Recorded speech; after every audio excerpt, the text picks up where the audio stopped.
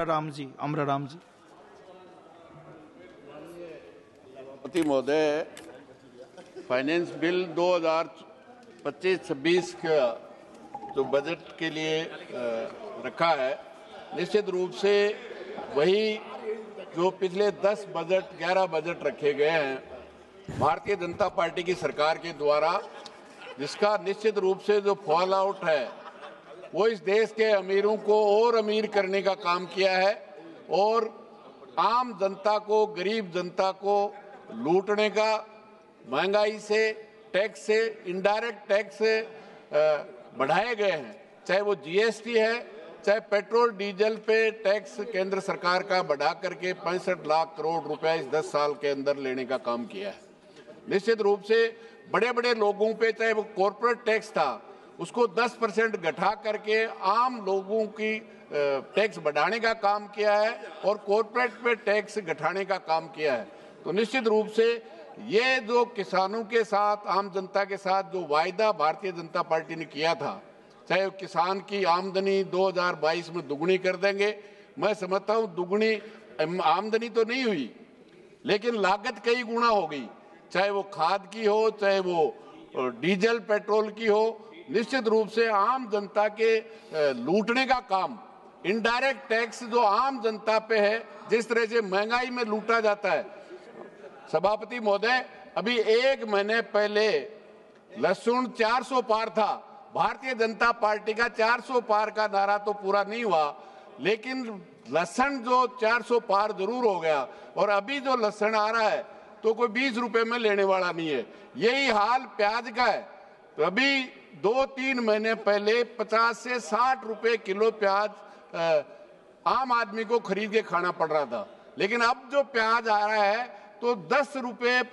8 रुपए किलो में भी कोई लेने वाला नहीं है। मतलब किसान की जो एमएसपी की गारंटी के लिए इस देश का पूरा किसान लड़ रहा था, उस गारंटी को आज तक भी देश की सरकार देने में असफल रही है और जो किसान उसका लड़ता है उसको तरह तरह से प्रताड़ित करने का काम देश की सरकार करती है। निश्चित रूप से इस बजट में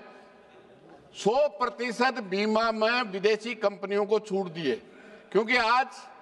बीमा में, बीमारी में बीमा है, फसल में बीमा है, तो निश्चित रूप से चाहे वो एलआईसी थी, चाहे जीआईसी थी, जो हमेशा मुनाफा कमाती थी, वो पैसा भी इस देश की, चाहे इलेक्ट्रिफिकेशन हो, चाहे वो स्वास्थ्य सेवा में लगाया हो, उसका मुनाफा इस देश की जनता के लिए खर्च होता था। जहाँ तक देश की सरकार वो सार्वजनिक उपक्रम,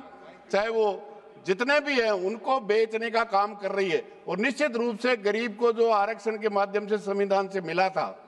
वो उनको फायदा नहीं मिलता और प्राइवेट में किसी भी तरह का रिजर्वेशन का सवाल नहीं है। इसलिए आज जिस तरह से लोगों के लाखों पद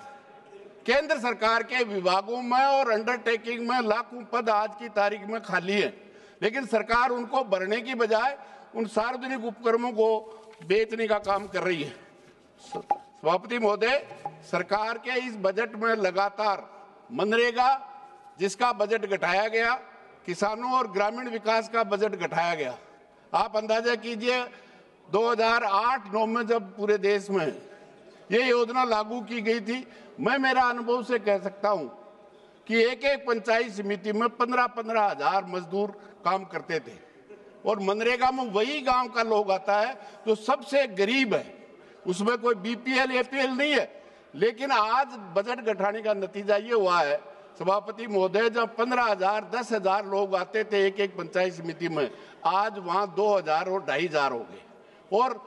मटेरियल के पैसे की तो हालत यह है कि वो 3-3 साल का बकाया है, क्योंकि 90% रोजगार मनरेगा में वही देते थे। सभापति महोदय, मैं जल्दी 2 मिनट में करता हूं। निश्चित रूप से अभी सरकार बता दे 16 लाख करोड़ रुपया बड़ी बड़ी कंपनियां जो 1,000 करोड़ से ज्यादा एनपीए था उनको राइट ऑफ करने का काम किया है। पिछले ही हफ्ते मेरे ही प्रश्न के उत्तर में सरकार ने उत्तर दिया है, मंत्री जी दे दे, अभी माननीय सदस्य एक सत्ता पक्ष से बोल रहा था कि राइट ऑफ का मतलब समाप्त नहीं हुआ है, तो मंत्री जी बता दें कि 16 लाख करोड़ में से कितना उन्होंने वसूल किया है। और ये देश की सरकार, जो विरोधी दल है भारतीय जनता पार्टी के, चाहे वो केरल हो, चाहे वो तमिलनाडु हो, चाहे कर्नाटक हो, उनके साथ बजट में जिस तरह का भेदभाव करती है, मैं समझता हूं किसी भी सूरत में ये न्याय संगत नहीं है। ऑनरेबल मेंबर श्री एम के विष्णु प्रसाद जी, विकास में